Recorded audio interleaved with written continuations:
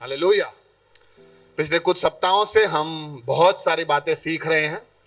हमने पहले सीखा कि परमेश्वर के साथ जब तक रिश्ता नहीं है तब तक हम परमेश्वर के साथ आगे बढ़ नहीं सकते, क्योंकि किसी भी चीज हम प्रभु से मांगते हैं तो मैं सोचता हूं हमेशा कि प्रभु एक बार तो पूछेगा कि क्या रिश्ता है यार, कौन है तू, ये तो पूछेगा कि क्या रिश्ता मैंने उसके साथ बना के रखा है।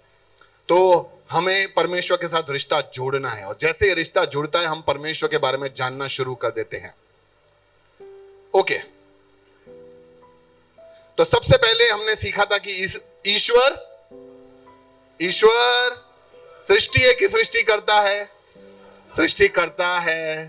ठीक है, हम थोड़ा सा रिवीजन करेंगे आज जो भी हमने आज तक सीखा है। हमने देखा था कि ईश्वर कोई धूप बारिश या कोई सूरज या कोई बनाया हुआ कोई चीज नहीं है, कोई इंसान नहीं है, कोई पुस्तक नहीं है, कोई ग्रह नहीं है, लेकिन इन सब को बनाया गया है और इन सब को बनाने वाला मेरा ईश्वर है। इसीलिए ईश्वर कौन है?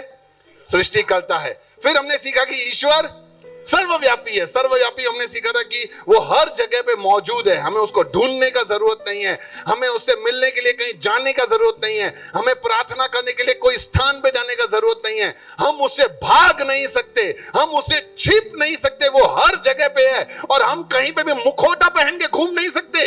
यहां पे एकदम बढ़िया, बाहर एकदम अलग ही रूप, यहां स्वर्गदूत बाहर भूत ऐसा नहीं घूम सकते हम, क्योंकि वो सब जगह है। ओके, ये हमने सर्वव्यापी में सीखा था। उसके बाद हमने सीखा कि ईश्वर सर्व सामर्थ्य का मतलब सिर्फ ताकत नहीं होता लेकिन अधिकार भी होता है, क्योंकि वो सर्व सामर्थ्य है। इसलिए हमने सीखा कि अगर वो सर्व सामर्थ्य है तो जो उसके बच्चे हैं उनको कोई डरने की जरूरत नहीं है। ईश्वर को किसी माध्यम की जरूरत नहीं है हमारे जीवन में काम करने के लिए। हमने ये सीखा कि हम ईश्वर को नहीं बचा सकते। इन दिनों में बहुत सारे लोग झगड़ रहे हैं ईश्वर को बचाने के लिए, लेकिन हम ईश्वर को नहीं बचा सकते, ईश्वर हमें बचाता है। ओके, और क्योंकि हमने देखा क्योंकि ईश्वर सर्व सामर्थ्य है, अनेक ईश्वर नहीं हो सकते, क्योंकि एक ही ईश्वर हो सकता है जो सर्व सामर्थ्य होगा। उसके बाद हमने क्या सीखा? ईश्वर सर्वज्ञानी है। सर्वज्ञानी यानी उसको वहां सारी चीजों का ज्ञान है, अतीत का, वर्तमान का, भविष्य का, सबका ज्ञान उसके पास है। वो हमारे हरकतों को यानी कार्यों को तो जानता है, हमारे विचारों को भी जानता है, जांचता है, परखता है। क्योंकि ईश्वर को सब कुछ पहले से ही पता है, इसका मतलब ये नहीं कि मेरी किस्मत फिक्स है। हमने ये सीखा था, क्योंकि ईश्वर को सब कुछ पहले से पता है, इसका मतलब ये नहीं कि हर एक विपत्ति का कारण वो है। हमने ये सीखा था। हमने ये भी देखा था कि क्योंकि ईश्वर सर्वज्ञानी है, हमें उस पर शंका नहीं, हमें उस पर विश्वास करना चाहिए, क्योंकि वो जो करता है हमारे जीवन के लिए भला ही करता है, क्योंकि उसके पास हर चीज का ज्ञान है। हमने ये भी देखा क्योंकि वो सर्वज्ञानी है, वो कभी अन्याय नहीं करता, वो हमेशा न्याय करता है। हमने ये भी देखा कि क्योंकि वो सर्वज्ञानी है, उसे बार बार पृथ्वी पे आने का जरूरत नहीं है, वो एक ही बार में आएगा और सारे प्रॉब्लम को सॉल्व करके जाएगा। और पिछली बार हमने सीखा था कि ईश्वर पवित्र है, वो पवित्र है, वो अलग है, वो अद्वितीय है, वो अनोखा है, और हमें भी उसके पास जाना है। जैसे सूरज आग है तो हमें उसके पास जाने के लिए आग बनना चाहिए, वैसे ईश्वर पवित्र है तो उसके पास हमें जाने के लिए पवित्र बनने की जरूरत है।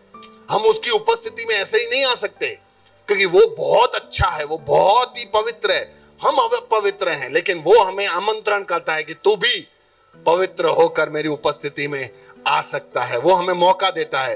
हमने ये भी देखा कि क्योंकि वो इतना पवित्र है, हम उसको मजाक में नहीं उड़ा सकते, ठट्ठों में नहीं उड़ा सकते, उसके ऊपर जोक्स बनाना, उसके लिए मजाक करना, उसके लिए बातें करना, व्यर्थ बातें करना हम नहीं कर सकते, वो पवित्र है। फिर हमने ये भी देखा कि क्योंकि वो पवित्र है, वो झूठ नहीं बोल सकता, वो व्यभिचार नहीं कर सकता, वो पक्षपात नहीं कर सकता, उसका जीवन हम सबके लिए एक उदाहरण का जीवन होगा कि हम उसको देख के चल सके। मैं पृथ्वी पे आज तक कोई भी ऐसे व्यक्ति के बारे में, ऐसी शख्सियत के बारे में नहीं पढ़ा, नहीं देखा, नहीं सुना जिसको मैं पूरी रीति से उसके पीछे चल सकूं सिवाय ईश्वर के। यीशु ही एक ऐसा मेरे आगे व्यक्ति आया, ऐसा बनकर आया वो मेरे आगे ईश्वर, जिसको मैं देखता हूं, उसके जीवन को देखता हूं, उसके जीवन के बारे में पढ़ता हूं, उसके कार्यों के बारे में पढ़ता हूं, उसके तौर तरीकों के बारे में पढ़ता हूं, उसके माफी को देखता हूं, उसके प्रेम को देखता हूं। मैं बोलता हूं ऐसा ही बनने का है। और मैं सिर्फ ये नहीं बोलता हूं मेरे को, मैं बोलता हूं मेरे बच्चे भी हूबहू ऐसे ही बने, एग्जैक्ट ऐसे, ऐसे ही सबको माफ करने वाले, ऐसे ही दया दिखाने वाले, ऐसे ही प्रेम करने वाले, ऐसे ही एक गाल पे थप्पड़ मारे तो दूसरे गाल पे थप्पड़ खा के आने वाले। वैसे ये एक गाल पे थप्पड़ मारो तो दूसरा गाल आगे फेर दो, किसने बोला था? गांधी जी ने। किसने कहा था? गांधी जी ने। ठीक है, क्योंकि हमारे भारत में गांधी जी ज्यादा फेमस है, देश के पिता है, राष्ट्रपिता है वो थे। पर गांधी जी ने अपनी आत्मकथा जो उन्होंने लिखी थी उसमें उन्होंने कहा है कि वो निरंतर बाइबल का अध्ययन करते थे, और वो जो उनका जगह है वहां पे उन्होंने एक बाइबल खंड करके बनाया था जहां पे वो जाकर बाइबल का अध्ययन करते, और वो कहते थे कि मैंने यीशु से ही 2 हथियार पाए जिसकी वजह से मैंने आजादी दिला सका भारत को। और कौन से वो 2 हथियार थे? अहिंसा और सत्य। और उन्होंने ही सीखा बाइबल से, यीशु से, कि अगर कोई एक गाल पर थप्पड़ मारे तो दूसरा गाल फेर देने का। देखो ना, देश आजाद हो जाते हैं अगर उस ईश्वर के शिक्षा पे हम चले तो। हालेलुया। तो हमारे घर, हमारे पड़ोसी, हमारा शहर क्यों आजाद नहीं हो सकता? आमीन। और हमने आखिरी बात सीखी कि जहां कहीं भी ईश्वर आ जाता है, उसका स्पर्श आ जाता है, वहां पे वो चीजें भी पवित्र बन जाती है। तो हमने ईश्वर के बारे में इतना सब कुछ सीखा। तो आज अगर मैं आपसे एक सवाल पूछूं कि ईश्वर कौन है, आप क्या बोलोगे? अभी तो मेरे को ऐसा खड़े रहने में थोड़ा हिचकिचाहट हो जाता है। ठीक है, ईश्वर कौन है? बोलो, क्या बोल सकते हो? ईश्वर कौन है? हाँ, ईश्वर हमारा पिता है। ओके, हाँ, ईश्वर ने बनाया है, वो सृष्टि करता है। ओके, अरे इतना सब सीखने के बाद भी ऐसे शांत रहोगे तो मेरे को टेंशन हो जाता है। ईश्वर सृष्टि करता है। ओके, ईश्वर सब कुछ है, ईश्वर झूठ नहीं बोलता। ओके, ईश्वर पवित्र है, ईश्वर सर्वशक्तिमान है, हाँ, सर्वव्यापी है, वो दया का सागर है, प्रेम का समुद्र है, पवित्र है, सर्वव्यापी है, सर्वज्ञानी है, सर्वसामर्थी है, ईमानदार है, उसके जैसा कोई नहीं है, वो न्यायी है। ओके, सब सही है। अच्छा, कोई मुझसे आके पूछे कि भैया आप कौन हो, तो मैं क्या बोलूं? मैं लंबा हूं, मेरा हाइट 6 फीट 2 इंच है, ये सब मैं जो बता रहा हूं, ये सब मेरे मैं प्रचार करता हूं, परमेश्वर की सेवा करता हूं, ये सब बोलना ये मैं हूं कि ये मेरे अंदर ये बातें हैं? जी हाँ, ओके, जो भी बुलवाता है ईश्वर बुलवाता है। ओके, इस बात पे हम चर्चा करेंगे इस सेशन के बाद। ओके ओके, इस बात पे मैं कह रहा ना, आप मिलके जाना, हम चर्चा करेंगे। ओके, देखो, ईश्वर के बारे में ये सारी बातें जो हमने देखी वो ईश्वर के बारे में गुण हैं। ये ईश्वर के गुण हैं कि ईश्वर सर्वव्यापी है, सर्वसामर्थी है, सर्व ज्ञानी है, ईश्वर पवित्र है। लेकिन ईश्वर कौन है? तो आज हमें समझना है कि ईश्वर एक्चुअली, बाइबल ऐसा सिखाता है कि ईश्वर आत्मा है, परमेश्वर आत्मा है। ईश्वर कौन है? ईश्वर में आत्मा नहीं है, ईश्वर आत्मा है। पड़ोसी को बोलो, बोलो तुम भी आत्मा ही हो। अरे भैया ये क्या बोल दिया, मैं भी आत्मा हूं? हाँ बताता हूं, जल्दी से ये सब बातें बताता हूं। अच्छा, मैं ऐसा सोचता हूं कि जब भी हम कभी, कितने लोग प्रार्थना आज तक कभी भी प्रार्थना नहीं किया? प्रार्थना किया, सब लोगों ने किया। ओके, तो जब भी हम प्रार्थना करने के लिए बढ़ते हैं, जब भी हम प्रार्थना करते हैं, हम आंखें बंद करते हैं और परमेश्वर के आगे अपने आप को समर्पित करके जब हम दुआ करते हैं, आगे क्या आता है? आपकी आंखों के आगे क्या आता है? क्या सोचते हो आप? हाँ, जैसा मन दृष्टि देखता है वैसा हम अंदर बना देते हैं। Okay, good. और कुछ?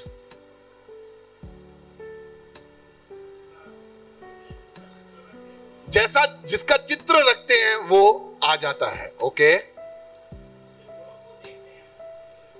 उसके गुणों को देखते हैं। गुणों को कैसे देख सकता? ओके, तो हमें ये समझना है। कभी कभी लोग जब प्रार्थना करने बैठते हैं ना, तो उनके आगे कभी कभी ऐसा एक रोशनी आ जाता है। वो सोचते कि ईश्वर एक रोशनी है, पावर है। कभी कभी एक सिंहासन दिखता है कि वहां पे एक सिंहासन है, वहां पे ऐसे खाली सिंहासन पड़ा है, वहां से रोशनी आ रही है। कभी ऐसा चित्र आ जाता है। कभी लोग यीशु को देखते हैं कि भाई यीशु है, ये इस तरह से यीशु खड़ा है, हमें पुकार रहे, मैं उसके और दुआ कर रहा हूं, वो मेरी बात सुन रहा है। कभी कोई भी चित्र, जो भी, जैसे ये अंकल ने बताया कि हम कोई भी मन में जो परिस्थिति होता है वो हम अपने आप को वहां रखते हैं और वो सब चित्र हमारे आगे आते हैं। लेकिन परमेश्वर का वचन बड़े ही स्पष्टता से कहता है कि ईश्वर आत्मा है। ये सब बातों को हम समझें कि आत्मा क्या है। कोई आपसे पूछे कि आत्मा क्या है? क्या है आत्मा? क्या कोई वो रोशनी है? क्या कोई वो ऐसा बनाया हुआ वस्तु है, मूर्ति है? क्या वो कोई सिंहासन है? क्या है आत्मा? हम किसको आत्मा बोलेंगे? पवित्र मंदिर यानी आत्मा है। ओके, परमेश्वर का शब्द आत्मा है। ओके, तो हम आज आत्मा के बारे में कुछ सीखेंगे और फिर हम समझेंगे कि अगर हमें पता चल जाए कि परमेश्वर आत्मा है तो हम किन बातों से आजाद हो सकते हैं। पड़ोसी को बोलो, बोलो तैयार हो। देखो, वास्तविकता में ना परमेश्वर आत्मा है। क्या है? आत्मा। और परमेश्वर को हम में से किसी ने नहीं देखा है। ठीक है, कोई भी परमेश्वर को देखा नहीं है आज तक, और इसीलिए हम परमेश्वर को उस रीति से देख सकते हैं जिस रीति में परमेश्वर अपने आप को प्रकट करता है। अलग अलग समय पर शायद परमेश्वर हमसे आके कोई रोशनी के रूप में हमसे बात करे, और जैसे आज से 2000 साल पहले परमेश्वर यीशु मसीह बनकर आया और अपने आप को प्रकट किया, तो हम यीशु मसीह के द्वारा हम परमेश्वर को समझ सकते हैं। लेकिन फिर भी परमेश्वर का पूर्ण असली रूप तो परमेश्वर एक आत्मा है। आत्मा हम किसको कहते हैं? हम आत्मा को बहुत बार एक रोशनी या ऐसा कोई ताकत या ऐसा कोई तरंगे, वेव्स हैं, ऐसा करके हम समझते हैं। लेकिन हमें आत्मा के बारे में कुछ चीजें हमें जानना बहुत ही जरूरी है। पहली बात यानी अगर ईश्वर आत्मा है तो हम उससे क्या समझ सकते हैं कि ईश्वर की आत्मा, जो आत्मा है, ईश्वर की आत्मा नहीं, आत्मा जीवित है। सब बोलो, आत्मा मरा हुआ नहीं है। ओके, आत्मा जीवित है, क्योंकि परमेश्वर एक आत्मा है, वो भी जीवित है। हम जो सब लोग आत्मा हैं वो भी जीवित हैं। अच्छा, परमेश्वर और हम में एक फर्क है। परमेश्वर भी आत्मा है, हम भी आत्मा है। अच्छा, हम कैसे आत्मा है? हम कैसे? परमेश्वर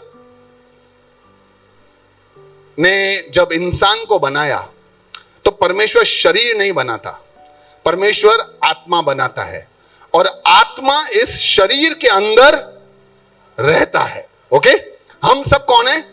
आत्मा है। और कहां रहते हैं? अब हम सबको यह बात पता है, हमने आगे भी पढ़ चुके हैं कि परमेश्वर हम सबका क्या करेगा? एक दिन न्याय करेगा। हमारे सारे कामों का लेखा जब परमेश्वर के आगे आएगा तो वो हमें न्याय करेगा। उस न्याय में या तो हमेशा हम परमेश्वर के संग रहेंगे या तो हम परमेश्वर से दूर हो जाएंगे। तो मेरा सवाल यह है कि परमेश्वर न्याय करेगा किसका?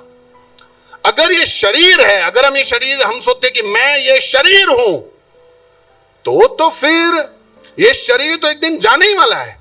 या तो मिट्टी में गाड़ा जाएगा, या अग्नि में जलाया जाएगा, या पानी में डुबाया जाएगा, या कहीं पे कुछ हो जाएगा। तो परमेश्वर न्याय किसका करेगा?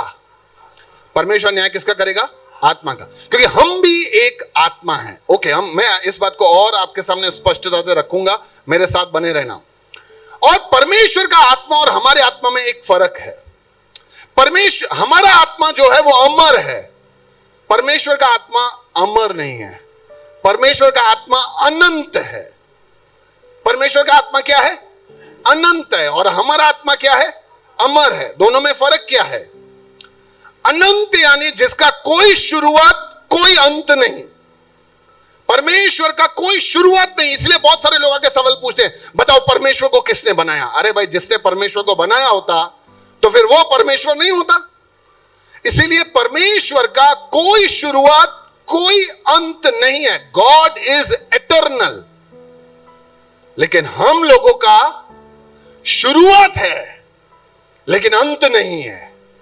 हम अमर हैं। Man is immortal. इंग्लिश में इमॉर्टल एंड एटर्नल, और हिंदी में अमर और अनंत। इसलिए हमने एक दिन जन्म लिया, हमारी आत्मा ने, जिस दिन परमेश्वर की इच्छा हुई हमारी आत्मा ने जन्म लिया। हम वो आत्मा हैं, लेकिन हम कभी भी मरेंगे नहीं। अब हम कभी भी, बाजू वाले को बोलो जलसा है यार, खामखा लाइफ इंश्योरेंस लेके रखा है। ये लाइफ इंश्योरेंस वालों को तो चूना लगाने का बात हो गया। हम मरेंगे भी नहीं और उनको बोलेंगे हम मर भी गए। लेकिन लाइफ इंश्योरेंस और दुनिया का हर इंश्योरेंस सिर्फ आपके शरीर का इंश्योरेंस कर सकता है।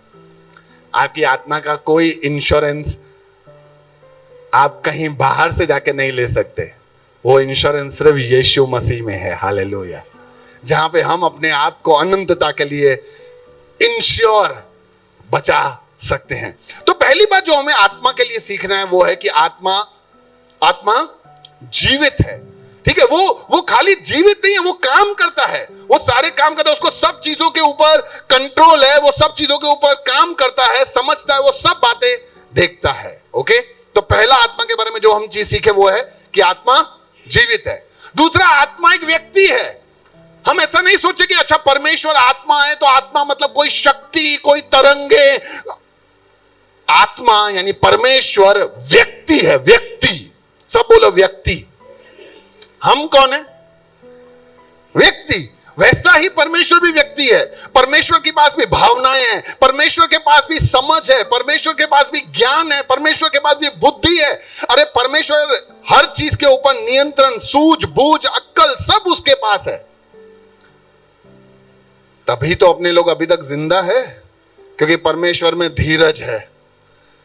नहीं तो हमारे कामों के हिसाब से तो वो कब को हमें उड़ा दिया होता।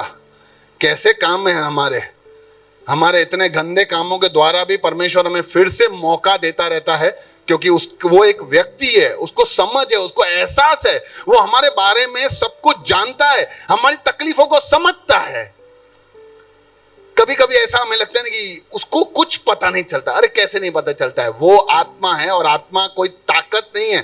आत्मा ऐसा कोई फोर्स नहीं है जिसका कोई समझ नहीं होता। जैसे कोई भी फोर्स ले लो, सूरज की किरणें ले लो, क्या सूरज की किरणों में ताकत है कि नहीं है? अच्छा, वो बचपन में पता है एक ऐसा ग्लास करके आता था, वो सूरज की किरणों में रख के क्या करते थे हम? कागज जला देते थे। अच्छा, बाहर धूप में हम अगर एक छोटे बच्चे को रख दें तो क्या सूरज की किरणें उसके ऊपर पड़ेगी? क्या वो जल सकता है बच्चा? मतलब उसके चमड़ी जल सकती है क्या? तब वो रोशनी ऐसा सोचेगी कि नहीं, अरे बच्चा है यार, मैं अपने आप को हटा देती हूं, यहां छांव लेके आता हूं। ये रोशनियां गिरी फिर इधर हो गई, यहां नहीं गिर रही है। ऐसा है, रोशनी है ना, वो ताकत है, पावर है। पावर में समझ नहीं है, लेकिन परमेश्वर ऐसा पावर नहीं है। परमेश्वर में पावर है, हमने सीखा था, लेकिन परमेश्वर में सूझबूझ, वो व्यक्ति है, उसके अंदर समझ है। ये दूसरी बात, हम परमेश्वर एक आत्मा है और आत्मा के बारे में समझ रहे हैं। तो पहला चीज, आत्मा क्या है? जीवित है। दूसरा, अच्छा, आत्मा का पता है एक दूसरा अर्थ ये भी होता है, आत्मा का मतलब है ब्रीथ। ब्रीथ यानी श्वास। अक्सर हम सुनते हैं कि अब इसकी क्या बंद हो गई तो ये मर गया, सांस। सांसें बंद यानी आदमी बंद। और सांस का मतलब ही ये है कि वो जीवित है।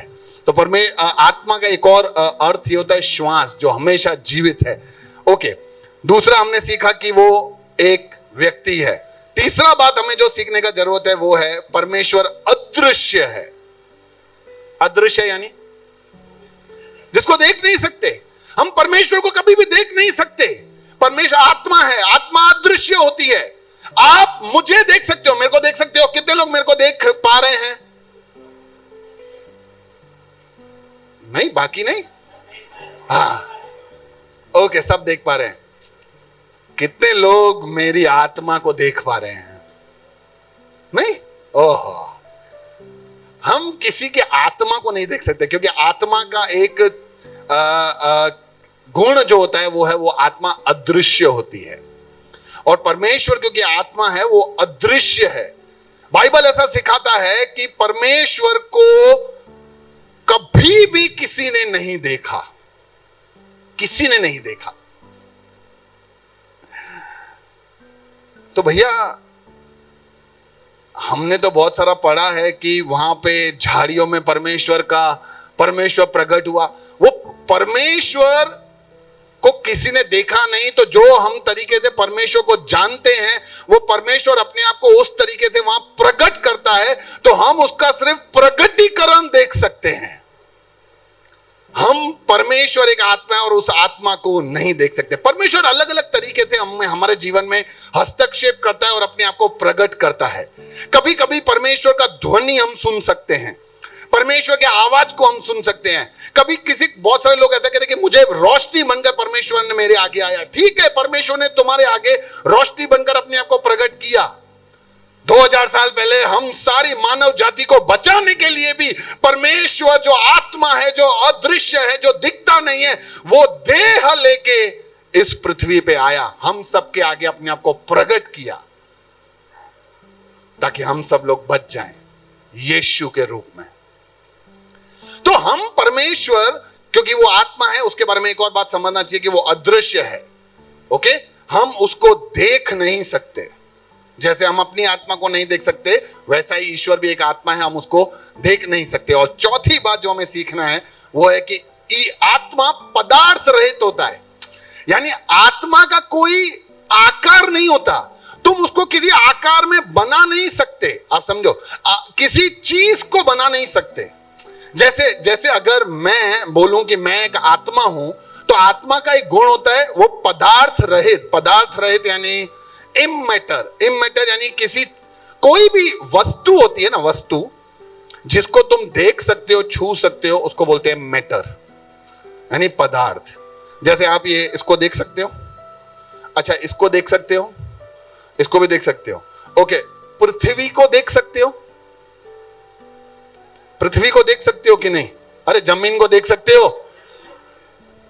अभी हम नहीं देख पाते, लेकिन साइंटिस्ट लोगों ने बताया ना कि पृथ्वी गोल है, ऐसे हवा में लटका हुआ है, तो पृथ्वी को भी देख सकते हैं। तो ये सब चीज एक पदार्थ है। और क्योंकि हर एक चीज पदार्थ है, पदार्थ का लंबाई चौड़ाई होता है। मेरा लंबाई है, मेरा चौड़ाई है, लेकिन परमेश्वर क्या है? आत्मा है, और आत्मा पदार्थ रहित होता है, मतलब उसका लंबाई चौड़ाई आकार कुछ भी नहीं होता।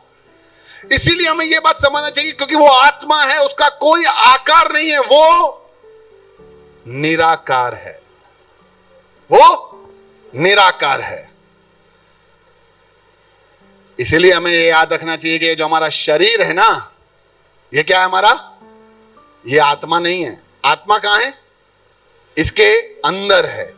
इसलिए शरीर का लंबाई चौड़ाई सब हो सकता है, आत्मा का लंबाई चौड़ाई। इसीलिए कभी भी परमेश्वर पे दोष मत लगाना कि क्यों मेरे को ऐसा बनाया है, क्यों मेरे को लंबा, मेरे को चौड़ा, मेरे को नाटा, मेरे को ऐसा, मेरे को गूंगा, मेरे को अंधा, मेरे को बहरा, क्योंकि ये सब शरीर है, परमेश्वर आत्मा बनाता है और आत्मा परफेक्ट होता है। हालेलुया। तो हम आत्मा के बारे में कितनी चीजें सीखे? हाँ, पहली बात, आत्मा क्या है? जीवित है। तो परमेश्वर जीवित है और परमेश्वर में आत्मा है, परमेश्वर आत्मा है। ओके, दूसरी बात हम क्या सीखे? वो एक व्यक्ति है, तो क्या वो हमें समझता है? क्या वो हमारी भावनाओं को जान सकता है? ओके, तीसरी बात हम क्या सीखेंगे? परमेश्वर क्या वो हमें दिखता है? नहीं। तो जो दिखता है वो परमेश्वर ने अपने आप को प्रकट किया है, वो उसकी मर्जी है। और चौथा, आत्मा पदार्थ रहित है, यानी ये आत्मा है नहीं, मैं आत्मा हूं, मेरा शरीर नहीं, क्योंकि इसका जो भी हमें दिखता है, जिसको हम छू सकते हैं, वो आत्मा नहीं है। ओके, क्योंकि हम ये जान गए कि ईश्वर आत्मा है, इसलिए ये वचन तो आना जरूरी है। कौन सा? मेरे ज्ञान के न होने से मेरी प्रजा। अब थोड़ा सा इसको बदल देता हूं आज। ये प्रजा की जगह हम क्या लिखेंगे? मेरी प्रजा की जगह क्या लिखूंगा? मैं नष्ट हो गया। अब मैं की जगह भी और थोड़ा बदलें तो मेरी आत्मा। मैं तो वैसे भी, मेरा शरीर तो नष्ट होने ही वाला है, ठीक है। हमें अपने इस जीवन में वो काम करना है कि मेरी आत्मा नष्ट ना हो, क्योंकि मैंने क्या बोला? आत्मा क्या है? अमर है। यानी हमने जीवन लिया है, तो अब हम कभी भी मरेंगे तो नहीं, लेकिन हमारा न्याय होगा। तो या तो हम परमेश्वर के साथ, या तो हम परमेश्वर से अलग। तो हमें साथ में रहना है कि अलग रहना है, वो हमें निर्णय परमेश्वर के ज्ञान के पाने के बाद हमें लेना है। तो परमेश्वर का वचन कहता है कि मेरे ज्ञान के न होने से मेरी आत्मा नष्ट हो गई। इसलिए हमें परमेश्वर का जब ज्ञान मिल गया है, कौन सा ज्ञान? कौन सा ज्ञान? कि परमेश्वर आत्मा है और आत्मा जीवित है, व्यक्ति है, अदृश्य है और पदार्थ रहित है। जब हम ये पूरा ज्ञान समझ गए हैं, तो हमें कुछ बातों के ऊपर ध्यान देना चाहिए। पहली बात, क्योंकि परमेश्वर आत्मा है, हम किसी भी वस्तु को ईश्वर नहीं बना सकते। किसी भी वस्तु को ईश्वर नहीं बना सकते। अरे वो वस्तु है।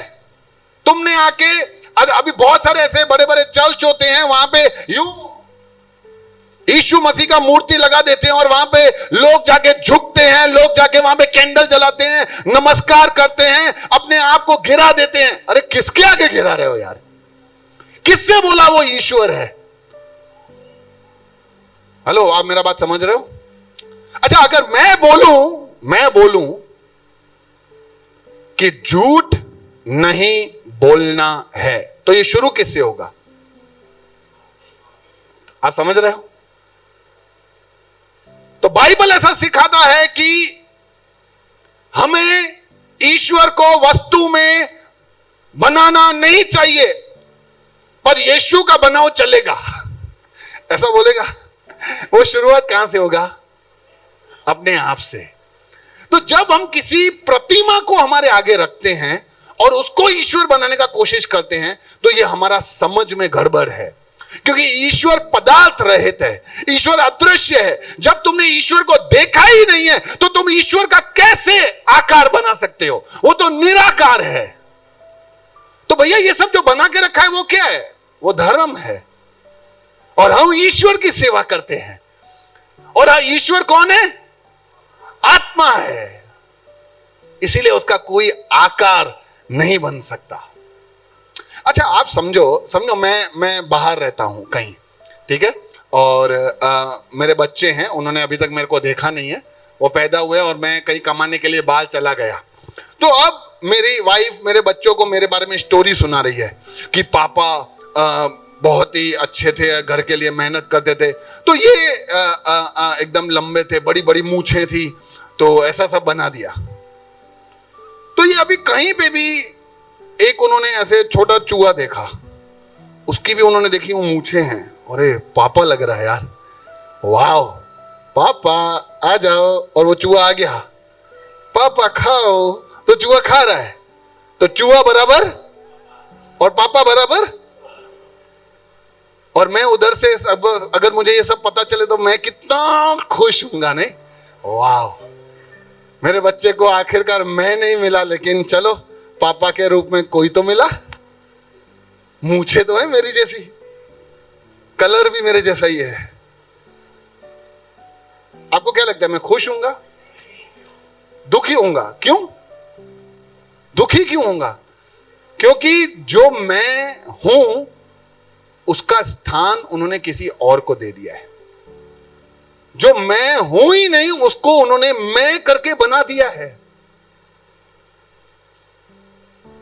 तो ऊपर से ईश्वर को दुखी हो जाता है जब हम कोई भी आकार में ईश्वर को लेके आते हैं, क्योंकि वो कहता है मैंने स्पष्टता से तुमको बता दिया कि मैं एक आत्मा हूं। सब लोग ईश्वर को बुलाते ऐसे ही है, परमात्मा परमात्मा परमात्मा, वो परमात्मा है, वो आत्मा है आत्मा है आत्मा है, लेकिन उसके मतलब के ऊपर कभी कोई नहीं जाते। फिर बना देते हैं जो भी बनाना है उनको, जिस भी रूप में बनाना है बना देते हैं। ईश्वर ने आके थोड़ी शक्ति दिखाई तो शक्ति के रूप में बना दिया, उसने ताकत दिखाई तो ताकत के रूप में बना दिया। ईश्वर के बारे में जो कहानी सुनी उसके बारे में उसके हिसाब से जो मन में आया बनाया।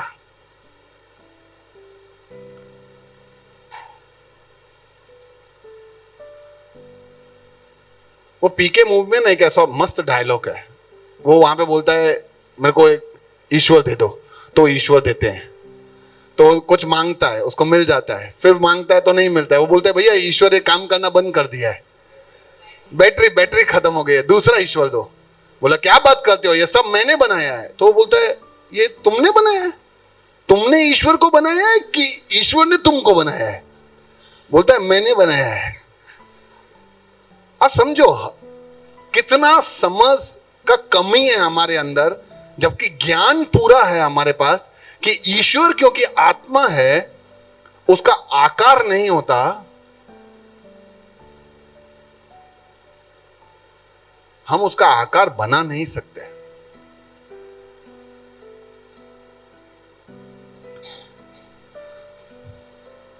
अगर मेरे बच्चे जिन्होंने मुझे देखा नहीं है और किसी को भी अपना ईश्वर अपना पिता करके बुलाते हैं, तो ये मेरी तौहीन है, ये मेरा इंसल्ट है। तो जब हम परमेश्वर को किसी भी आकार में बना के उसको ईश्वर कहते हैं, तो ये परमेश्वर का इंसल्ट है, ये परमेश्वर की तौहीन करते हैं। हम उसकी इज्जत की धज्जियां उड़ाते हैं जब हम उसको कोई आकार देते हैं। तो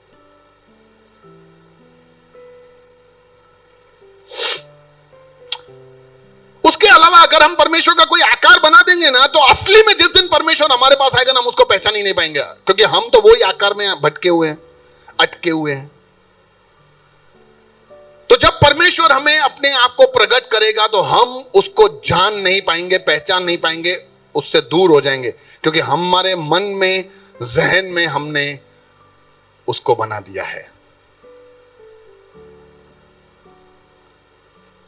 क्योंकि परमेश्वर व्यक्ति है, व्यक्ति, वो बोल सकता है, हम सुन सकते हैं। यहां कितने सारे लोग आके बोलते हैं कि परमेश्वर ने मुझसे बात किया, परमेश्वर की वाणी मैंने सुनी। वो बोलता है, वो सुनता है, हमारी बातों को सुनता है, वो कोई आकार नहीं है। यीशु का इतना बड़ा पुतला खड़ा कर दिया है तो वो खाली आकार है, उसके कान है, वो सुनता नहीं है, मूर्ति सुनता नहीं है। परमेश्वर आत्मा है, वो सुनता है। हालेलुया। एक और बात समझाना चाहता हूं, क्योंकि जब हम किसी वस्तु को ईश्वर बना देते हैं ना, तो हम व्यभिचार करते हैं। अच्छा, व्यभिचार क्या होता है? पराई स्त्री पे हम समझते हैं, लेकिन पराई स्त्री से रिश्ता रखना गलत क्यों है? क्यों? क्योंकि जो तुम्हारी पत्नी को हक मिलना चाहिए, जिसको परमेश्वर ने तुम्हारे साथ जोड़ा है, वो हक तुम किसी और स्त्री को या किसी और पुरुष को देते हो, इसको व्यभिचार बोला जाता है। वैसा ही परमेश्वर जो आत्मा है, जो अदृश्य है, जो व्यक्ति है, जो आकार रहित है, जो आकार में नहीं हो सकता, जब उसका हम आकार बनाकर जब उसको महिमा, उसको चढ़ाते हैं, उसको सब पूछते हैं, तो तुम जो सच्चा ईश्वर है उसकी आराधना किसी और को चढ़ाते हो, उसका हक किसी और को देते हो, ये व्यभिचार बन जाता है। इसलिए हमें समझना है कि क्योंकि परमेश्वर आत्मा है, हम ईश्वर को वस्तु में बना नहीं सकते। 5 मिनट और। दूसरा बहुत जरूरी है, बहुत, ये आपको समझना है। क्योंकि ईश्वर आत्मा है, हमें उसे शरीर से नहीं आराधना, हमें उसे शरीर से आराधना नहीं देना चाहिए। हमें उसे शरीर से आराधना नहीं देना चाहिए। अच्छा, हम सब ईश्वर के मंदिर, मस्जिद, गुरुद्वारे, चर्च, ठिकाने कहीं पे भी जाते हैं और वहां भजन कीर्तन होते हैं और हम ईश्वर को स्तुति और प्रशंसा चढ़ाते हैं। कैसे? बताओ मेरे को। आप क्या क्या करते हो वहां पे? आप बताओ। आप यहां पे भी आए थे, जब यहां वर्शिप हो रहा तो आप क्या कर रहे थे? मेरे को बताओ। ताली बजा रहे थे। क्या कर रहे थे? ताली बजा रहे थे। ताली किससे बजाते हैं? शरीर से। ठीक है, ताली आपने किससे बजाई? आप समझो, शरीर से शरीर को प्रभावित किया जा सकता है। मैं आपको यहां से कितना भी बुरा भला बोलूं, अगर मैं अपशब्द भी बोलूं, तो क्या आपके शरीर पे नुकसान होगा? आपके शरीर पे नुकसान होगा? नहीं हो रहा है ना शरीर पे। लेकिन मैं आपको मुक्का मारूं या आप मेरे को मुक्का मारो तो शरीर पे नुकसान होगा, क्योंकि शरीर से शरीर को छुआ जा सकता है। शब्दों से, जब मैं अपने दिल से बोल रहा हूं तो मैं आपके दिल पे चोट पहुंचा सकता हूं। वैसे ही परमेश्वर आत्मा है, तो मैं उसको शरीर से कभी भी प्रसन्न नहीं कर सकता।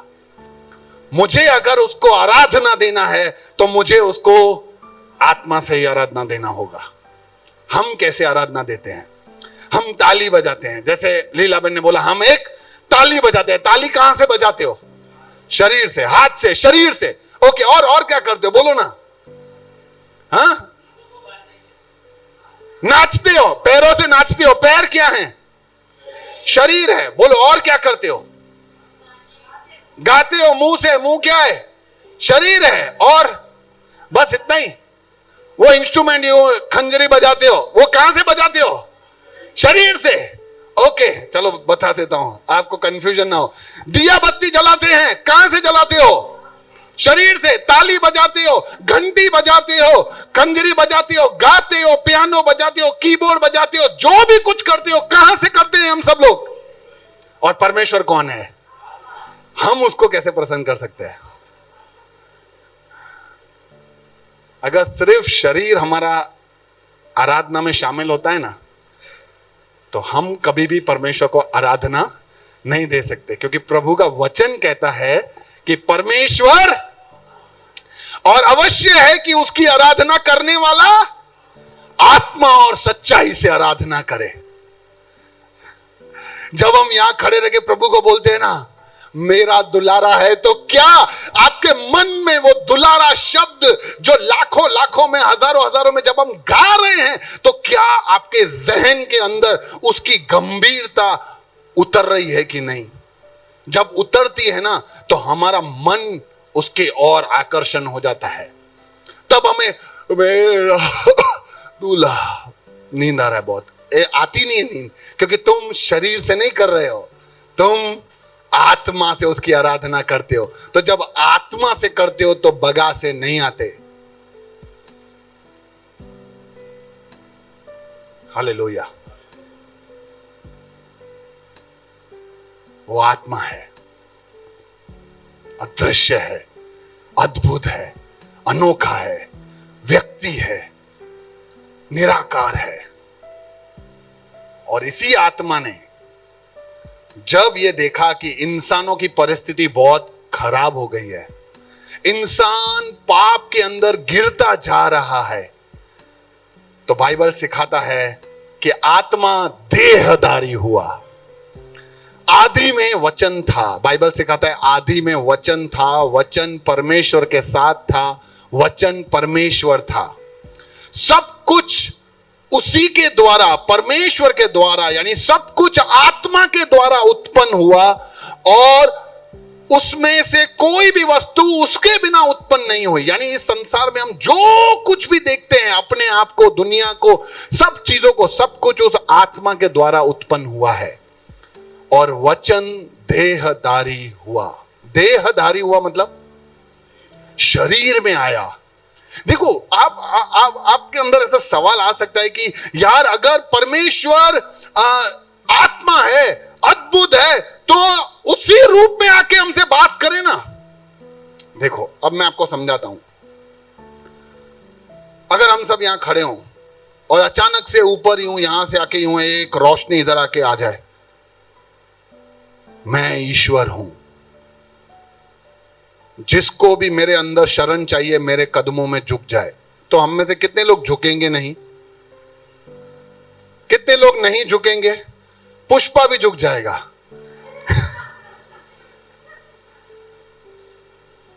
हंसाना पड़ता है, नहीं तो क्या अगली बार आप आओगे नहीं। सब झुक जाएंगे ना, क्योंकि आपने वहां क्या देखा? आपने वहां एक ऐसी चीज देखी जो आपके लिए एकदम अद्भुत है, आपके साथ वो कनेक्ट नहीं करी, इसलिए एकदम अदृश्य, एकदम जबरदस्त पावर, ताकत है, उसके आगे झुकना ही पड़ेगा। हम हमेशा से ऐसे ही करते आए हैं। और ईश्वर ऐसे ही आता ना हमारे बीच में, तो ये हमारे ऊपर दबाव पड़ जाता है, हमारे पास कोई रास्ता नहीं बचता, हम उसके आगे झुक ही जाते हैं। इसीलिए ईश्वर देहधारी कर कर आज से 2000 साल पहले यीशु बनकर इस पृथ्वी पे आया। उसने ईश्वर क्या है, ईश्वर की दया कैसी है, ईश्वर हमसे क्या चाहता है, वो उसने अपने जीवन के द्वारा ईश्वर को दिखाया कि ईश्वर कैसा होना चाहिए। ईश्वर कैसा होना चाहिए नहीं, ईश्वर कैसा है।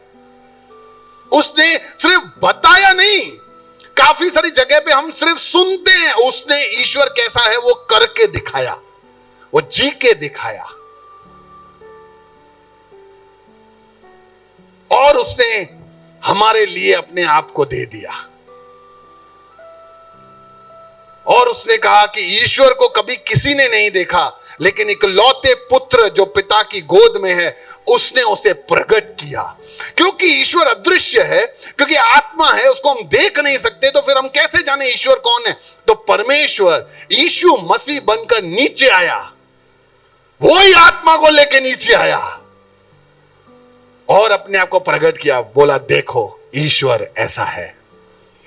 जिसने मुझे देख लिया उसने उस परमेश्वर को देख लिया।